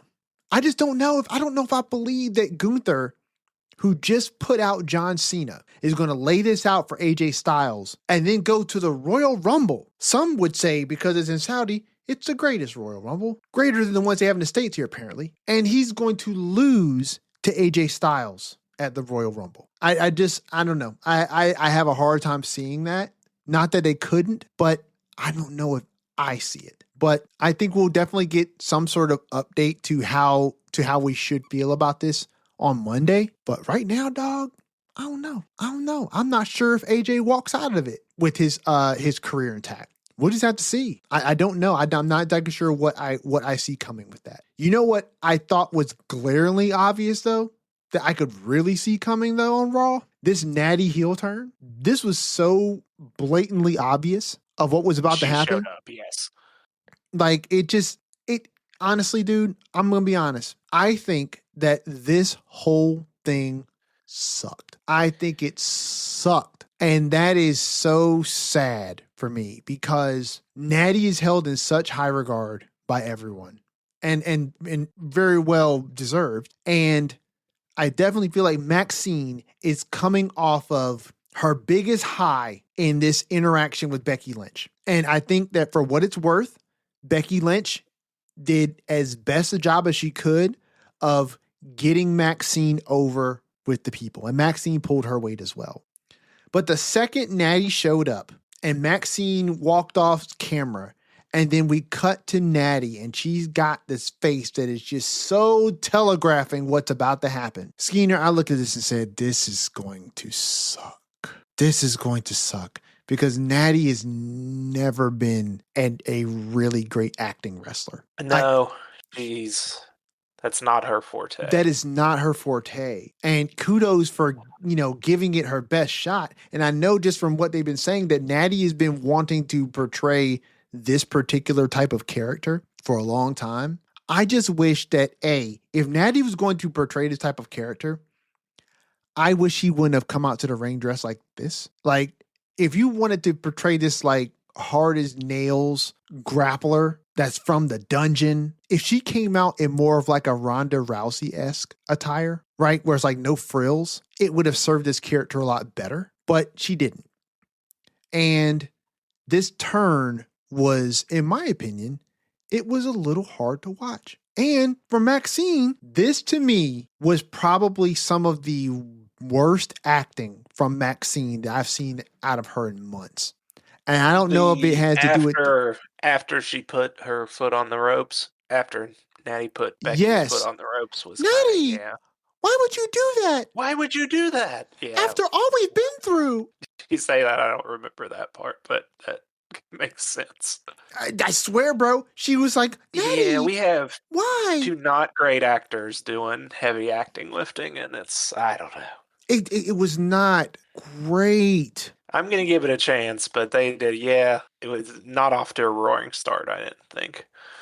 No, and listen, you got to imagine that WWE does not invest this much time into Maxine to have her go into this feud with Natty and for her to lose. And so I think you're going to occupy this space with Maxine and Natty for at least 3 programs. And ultimately, Maxine is going to come out on top of this. But man, I feel like this does not... This can only help Maxine because it gets her more screen time, and it does show that the company is invested in her further than just being an interesting storyline with Becky Lynch. But yeah, I'm not down on Maxine, but this was not a good segment. At least for me, it wasn't. Listen, I have to be a little nitpicky here too. So whenever Natty puts somebody into a hold and she starts screaming, I just want to say stop. Like, you don't have to do that. It just does not resonate. Like, yeah, I mean, it was a little goofy and overacted, all of it. It really is. And you know, it's crazy too. I'm sitting there watching this quote unquote mauling of Maxine, right? They only sent one person out there to get Natty off of her. One. Like, you know, when Rhea was going against Charlotte, they sent the whole locker room out. When the guys go at it with each other, they send the whole locker room out there. All the people in black shirts are out there, along with Jason Jordan and who else? Jamie Noble. Jamie Noble, right? They send them all out there. Natty's doing this, and they're just like, hey, Pat, can you go out there real quick? Just grab her. She'll stop. and this is the thing. I'm just like, I mean, way to not sell this, but hey, you know what? We'll have to see how it goes. I don't have a lot of confidence in this, and I genuinely think they missed a window. They missed a window of opportunity with Maxine to really turn her over. Like, you're doing this thing with Becky Lynch. To me, this was the perfect opportunity for her to drop the Alpha Academy stuff, drop the theme music, switch her up. But now that she's gotten away from the Becky Lynch thing, all of this just rings of mid-card. Not that she has not earned a better spot. I think she absolutely has. But every time I hear the Alpha Academy music, and I hear Natty's music didn't play, right? Like, it's just going to feel like it belongs in the mid-card, you know? And you had an opportunity to turn the leaf with Maxine, and you just, I don't know, you chose not to. Yes, I don't know, man. Let's see, what else was of interest on this card? Oh man, so Javon Evans is hurt. Yeah. Like, that happened off camera, apparently, while we were on commercial break, I guess. And I don't know what happened to him, but he, you know, suffered some sort of... Wait, okay, so WWE.com is saying that Javon Evans suffered a leg injury. I think that's wrong. Because he was definitely favoring his shoulder when they took him out. He was walking away fine. So anyway, get well soon. Get well soon, Javon. This is a terrible time to get an injury because they were really pushing you. But you know, hope he gets better soon. It's a shame you got injured wrestling El Grande, but whatevs. So Roxanne Perez, Raquel Rodriguez, and Liv Morgan beat down Rio in route to their women's WWE tag team match at Saturday night's main event. Now, Rhea and Io are our current champions. They're going against Roxanne Perez and Liv Morgan. At some point, Raquel is going to be wrestling Stephanie Vaquer for the women's world championship. Do we know when that is? Is that at Royal Rumble? I don't know. Well, because you know it's not Saturday night's main event. Let me check. No, it's not scheduled for the Rumble. So at some point, she's going to get this match. And we don't believe that Stephanie is actually injured, do we? I mean, no, she's not injured. No. Raquel's beat her leg down multiple times. Right. So my assumption is that we do this match at some point relatively soon. That's what I would think. And unless they have this title match on Monday, because the way that Liv was talking about this backstage, it seemed like all of these championship opportunities were coming up really soon, right? Finn Balor was wrestling against Punk for the championship that night, and then Liv and Roxanne are wrestling for the tag championships on Saturday. So, I mean, I don't know. I feel like if we were getting a championship match with Raquel and Stephanie Vaquer on Monday, we would have got more on Raw than just the mention of it backstage prior to this beatdown and Finn Balor's match with Punk. Well, I think we're headed for something that happens in the Women's Royal Rumble that leads to some serious beef between these three ladies in the Judgment Day. At least that's what I think is still going to happen. So if that's the case, right? I think they're all three going to be in there at the same time, and someone's going to break rank. So then it would stand to reason then that Liv and Roxanne do not beat Rio on Saturday. No, I don't think they will. Okay. Although, honestly, I don't think it matters. They could. I wouldn't totally discount that. I guess my thought would be, right, that if they were to win the tag team championships and you've got Raquel in this championship feud with Stephanie Vaquer, that if you put the other members of the Judgment Day in the Women's Royal Rumble match, right, are we tying up too much of the gold on the women's side of things in the Judgment Day? Like, unless they're winning it, unless everybody's going to be draped in gold, right? Are we tying up too much of the story of the championships on these three people? Like, it feels like if it was me booking it, Liv and Roxanne go to Saturday night's main event and they lose to Rio. They lose to Rio, and that causes a schism, right? Because they're not able to win the championship. If Raquel is not challenging Stephanie for the championship on Monday, and she's already got a championship match, then that would mean that Raquel is not going to be in the Royal Rumble. There's no need, right? Which means you got Liv and Roxanne going into the Rumble. And then I guess at some point they would have to go up against each other to try and win a championship title match. It just feels like it would make more sense if they had this match against Stephanie, or Stephanie had this match against Raquel sometime soon. It would have to be either this coming Monday or the following Monday. It makes more sense that it'd be the following Monday, get a build on this next week, and then a week from Monday, have this match with Stephanie Vaquer.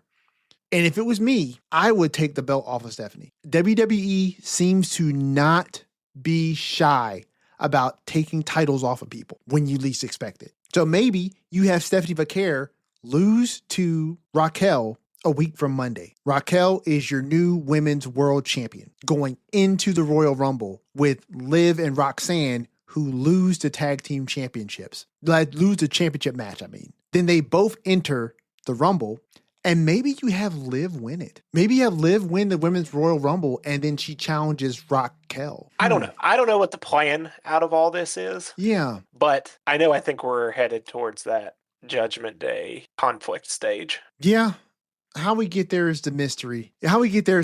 I don't think we're breaking up Rio yet. And currently Rio is, they're the women's tag team champs. So I don't think you break them up. And I don't think Rio declared themselves for the Royal Rumble. I don't think they declared themselves for the Royal Rumble. Didn't they though? Did they? I mean, maybe I just don't remember. They did. Yeah. They sure did, because EO said it. Yeah. Oh. Yeah, they said we've got to win this match before we focus on the Royal Rumble. And that was the whole thing, because Liv was like, oh, Ripley or not Ripley, Rhea's going to turn on you, Io. That's what she always does. And then I think it was Rhea that was like, well, what's going to happen when all of you all in the Judgment Day are in the Royal Rumble? And that's what I think they were foreshadowing. Oh, and then Roxanne and Liv both announced that they were being in the Rumble too, right? Yes. I see. This is what I don't like, man. I don't like when champions are in the Rumble. I honestly don't care. Yeah, but they're the women's tag champions. It's never mattered to me. Like, if you're the tag team champions, I don't want you in the Rumble. I genuinely don't want you in the Rumble. I don't want you in the Rumble because I don't want to see a world. This is just me personally, personal gripe. I don't want to see a world where you've got a tag team and one of the members of the tag team is also the world champion. Like, I don't want to see that, right? I don't want to see a program have to happen where the tag team championship may take a back seat or get sidelined because one of the members of the team is also doing world championship stuff. Like, I don't particularly want to see that. Let me ask you, when Cody and Jay were tagging together and they won the tag team championships, was Cody the champ? Not exactly sure. I can't remember if he was a champion. That's long enough ago that I don't remember, to be honest.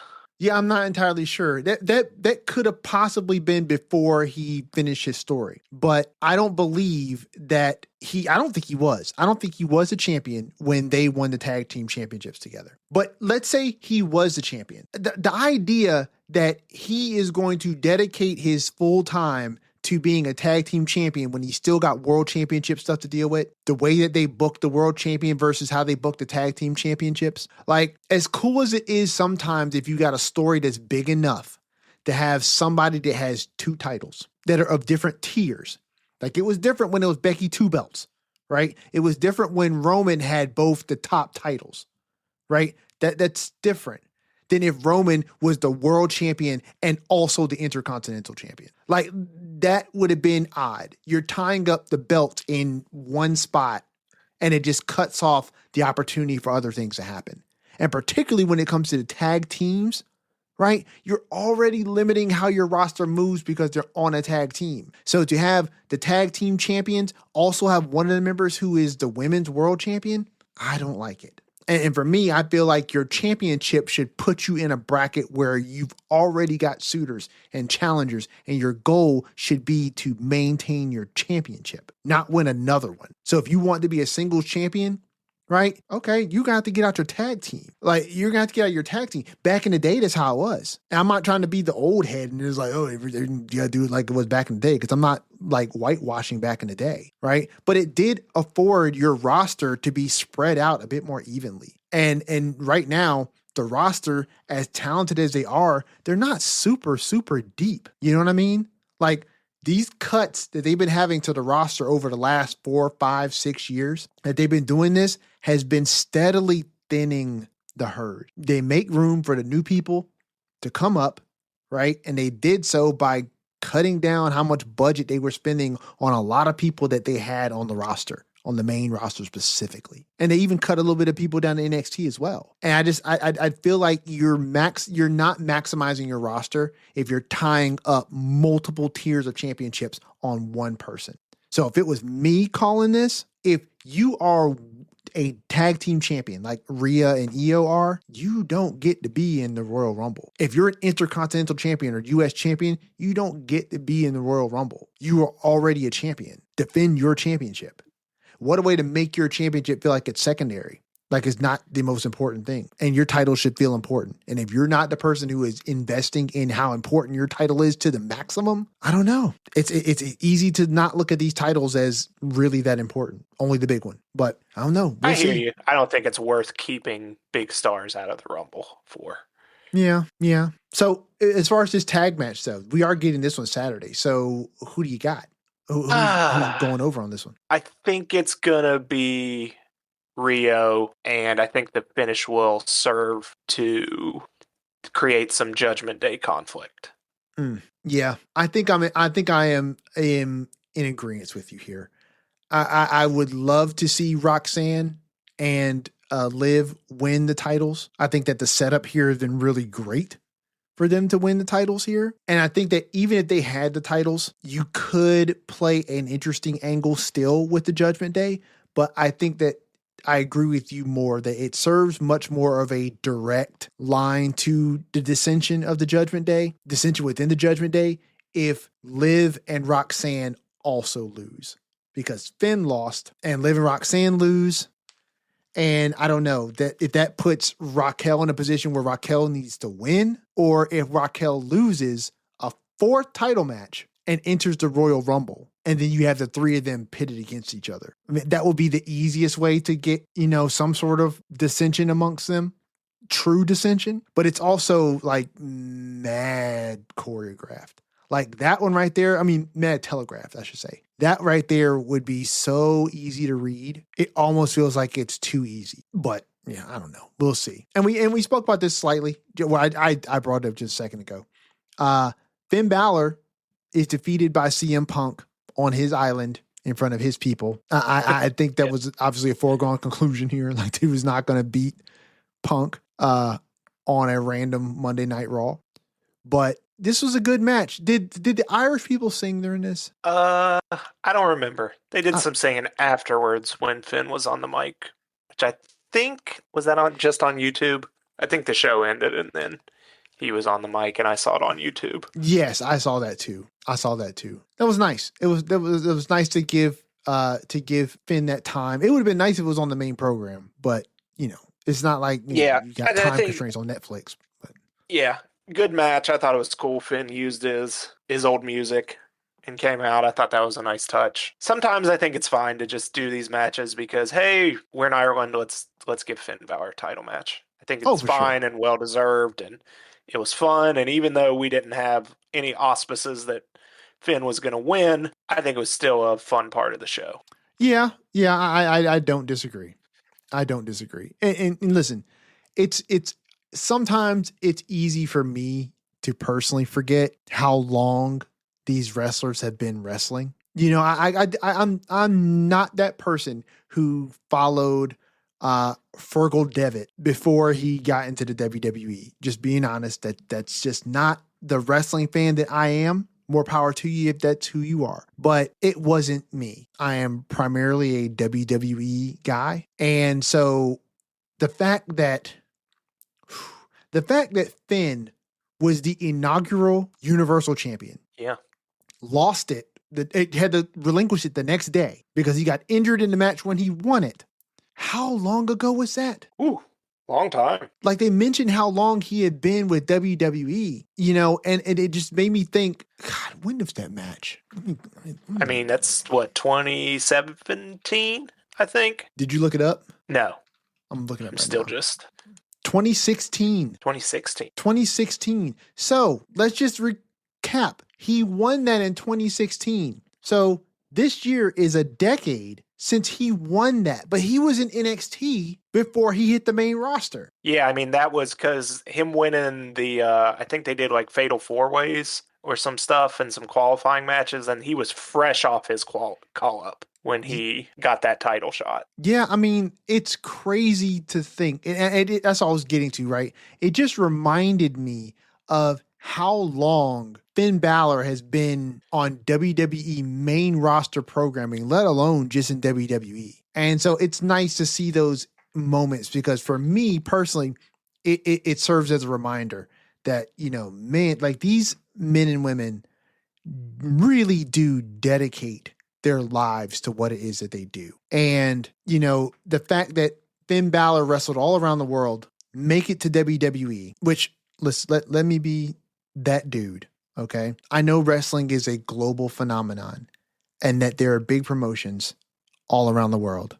Shout out to all the wrestling promotions that are huge where they are. But let's be just really honest here. WWE is the destination if you're trying to get to the absolute top of the industry. Whether you like the place or not is personal preference or your own experience, which I will not take away from anyone.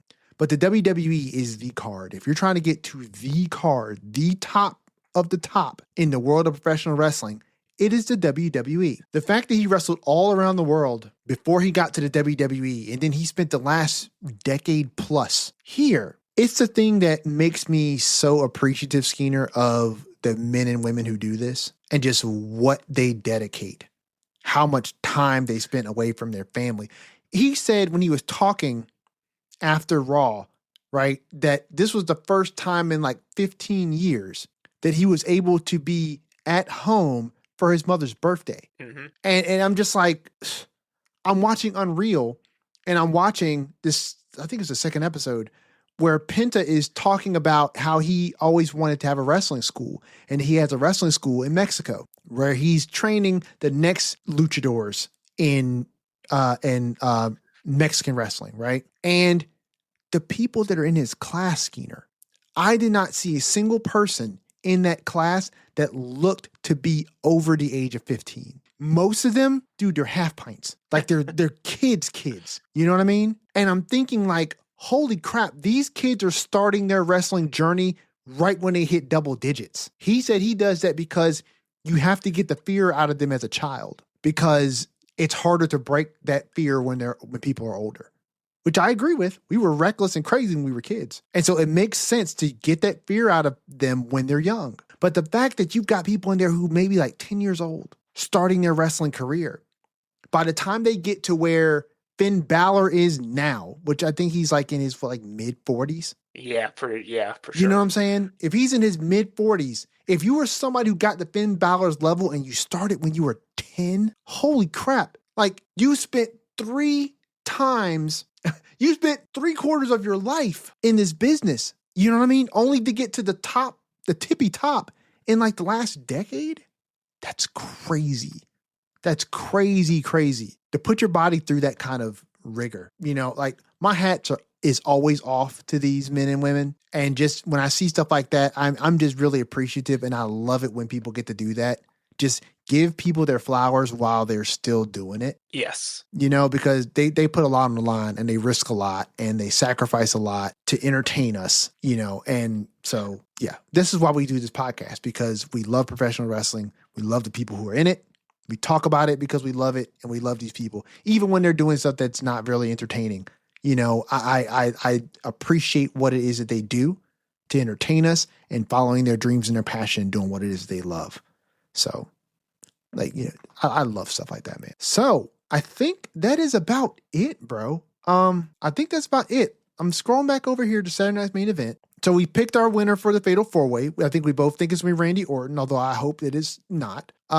Cody versus Jacob. I'm not entirely sure who wins this match because I think Jacob wins it. I think we're going to reintroduce him in a big way. So I'm leaning Jacob right now before we see this final SmackDown. You know what?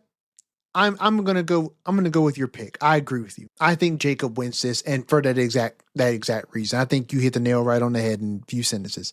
Like, this is an opportunity to reintroduce Jacob in a really big way. Cody already does not have the title, right? So there's no reason that Cody is going to lose this match and lose a whole lot. So yeah, let him take another L. Matter of fact, let him take another L, then let him enter the Royal Rumble and take another L. He can catch all these L's because, listen, when you're a doofus babyface, you can do that. You're just going to keep getting back up and keep smiling, keep gritting your teeth, and keep pushing forward because that's what you do. And when you get another championship, you get another one. And when you don't, gee williker, shucks. I'll just keep on trying because that's what I do. So, yeah, I agree. Put Jacob over in this one. And then I don't know where we go with it from there because Drew is at the top of the mountain here. And there's a lot of people that are gunning for him. So, and this, honestly, this is just a precursor to the Rumble, honestly.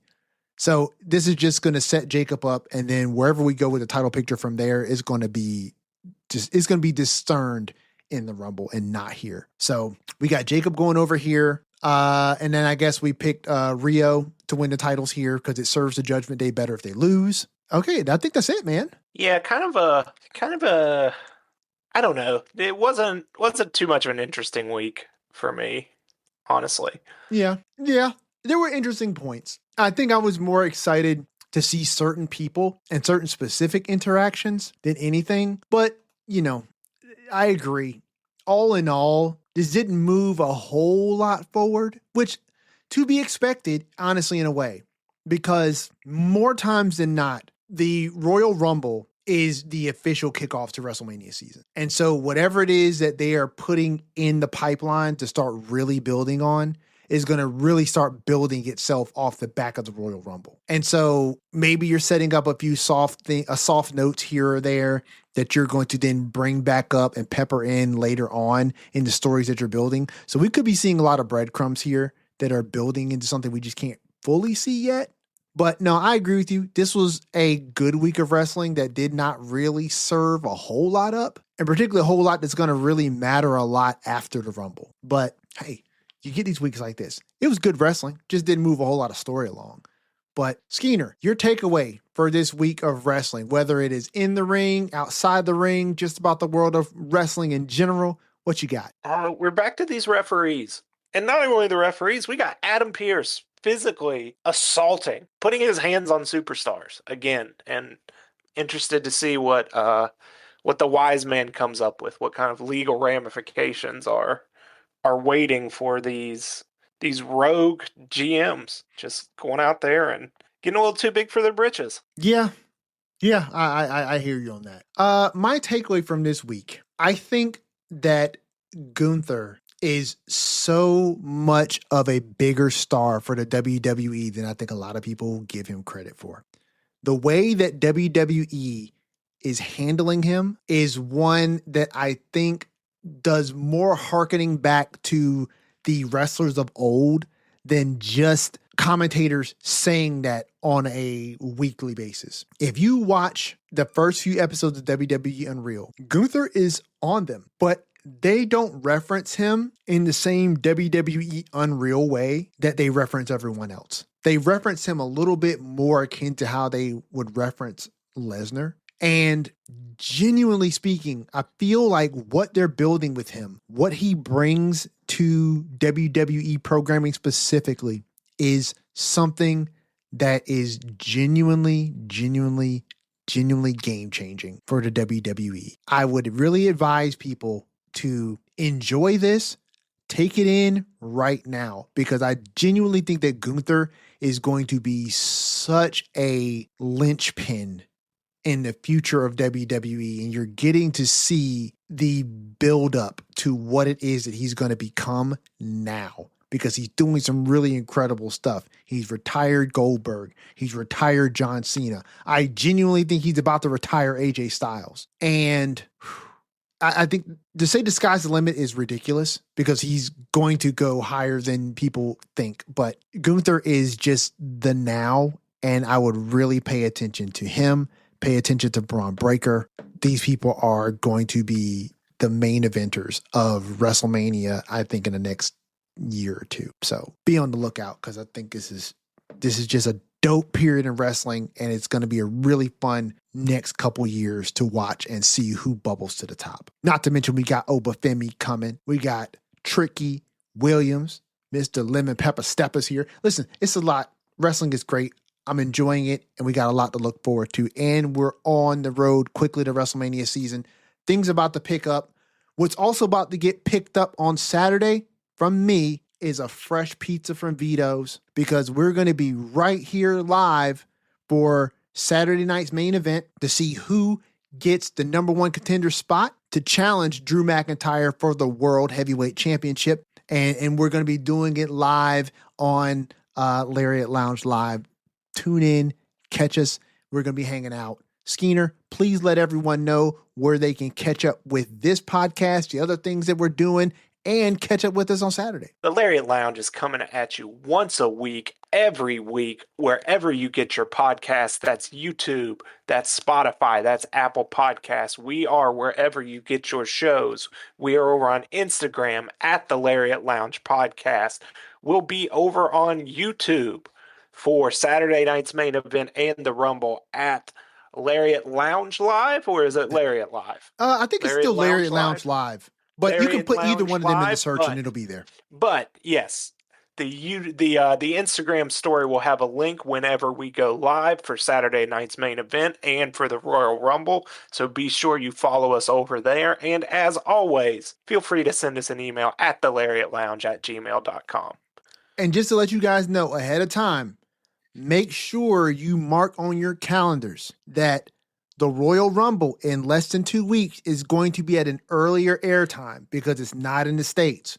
Okay? If you're listening to this podcast, it gets away from all of us, but it's not going to be in the States. So that live broadcast of the Lariat Lounge live when we're watching the Royal Rumble is going to be earlier than 7 o'clock. So just stay tuned for when they announce the time of the show. We'll be making the adjustments. We'll have it out on all the socials so you know where to be set up when we get started, okay? Also, give us a like rating wherever you're listening to this podcast. If you're enjoying what it is that we're putting out each week and you want to be a part of what we're doing, reach out on the socials, but give us a like. It really helps us out with all the algorithms. It's a free thing for you, but for us, it genuinely means the world. We appreciate you guys coming out, hanging out with us for another week of wrestling. Tune in next week where we'll be discussing all of the results from Saturday night's main event, but catch us before on Saturday and watch it with us live. We look forward to seeing you there. From your host, Everson Godfrey, co-host Andrew Skeens, this has been another edition of the Lariat Lounge. Please watch yourself on the way out.